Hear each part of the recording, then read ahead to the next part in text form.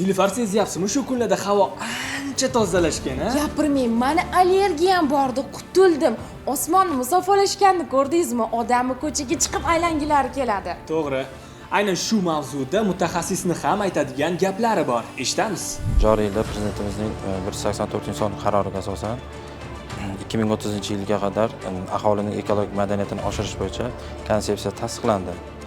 Ushbu konsepsiya ijrosini ta'minlash bo'yicha joriy yilda qo'mita tomonidan 50 dan ortiq ommaviy tadbirlar, seminarlar, treninglar va uchrashuvlar o'tkazildi. Ushbu tadbirlarda respublikamizning butun viloyatlari qamrab olinib, jami 2,5 milliondan ortiq yoshlar, ekologlar hamda tashabbuskor insonlar qamrab olindi. Davlat dasturida belgilangan topshiriq ijrosini ta'minlash maqsadida yana bir respublikamizda mavjud daraxtlarni raqamlashtirish orqali pasportlarni shakllantirish ishlari amalga oshirildi.